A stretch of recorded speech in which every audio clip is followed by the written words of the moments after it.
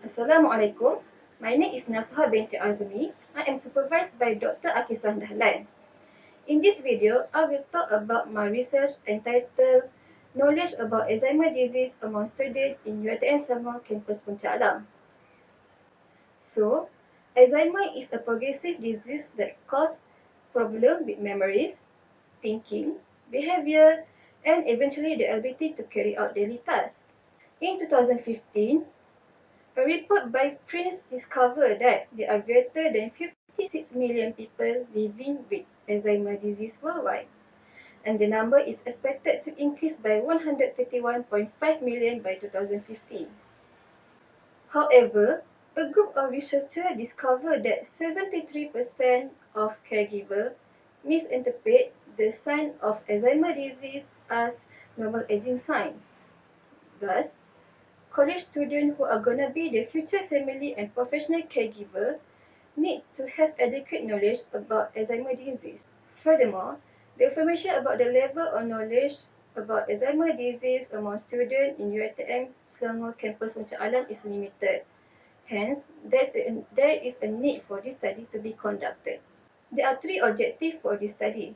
The first objective is to identify the level of knowledge about Alzheimer's disease among students in UiTM Selangor Campus Puncak. And the second objective is to identify is there any association between the level of knowledge about Alzheimer's disease with demographic data such as age. And the last objective is to identify is there any significant difference between the level of knowledge about Alzheimer's disease with demographic data such as gender, faculty, and others. Next is the descriptive analysis of demographic data. There are 327 students that participate in this study. Majority of them are female respondents from Faculty of Health Science and from semester 5. And majority of them also never looked after relative with Alzheimer's disease and never had relative with Alzheimer's disease and never have clinical experience involving Alzheimer's disease. And all of the respondents had mean age of 21.83. So for the descriptive analysis of ADKS, the mean ADKS score is 16.39. This shows that the level of knowledge among students is low. Next is information analysis. For the table of correlation, we can see that there is positive correlation between ADKS score and age in years. This shows that as the age of a respondent increase, the level of knowledge also increase. Possible explanation for this result is, as the person get older, they are more exposed to the new knowledge and interest regarding their health. So, for the table 4, there is significant difference between ADKS score and gender.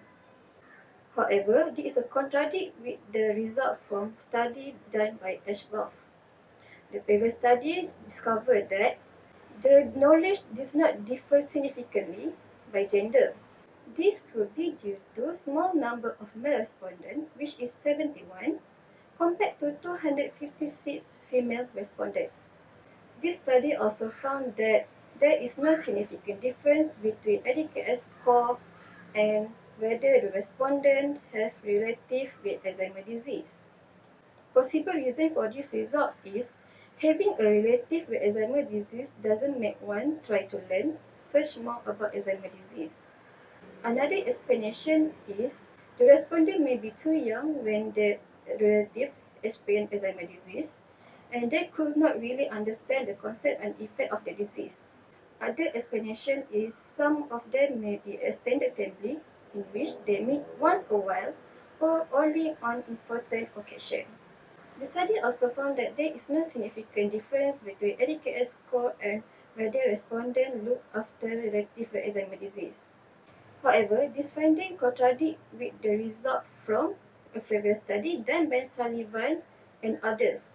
However, it should be noted that Sullivan and others used modified Alzheimer's disease knowledge test, and the age group of the respondent from Sullivan is much older than the respondent in the study. Sullivan and others used respondents from age 51 to 88 years old, Possible explanation for this result is the respondents are not the main caregiver. And also because they are not the main caregivers, they doesn't try to learn and search more about the disease. Next, the study also found that there is significant difference between ADKS score and whether the respondent had clinical experience involving Alzheimer's disease. This shows that when a person tries to learn or gain experience about a disease under a guided or professional, their level of knowledge about the disease also increase. And then for the faculty, the study found that there is significant difference between ADKS score and faculty of the respondent.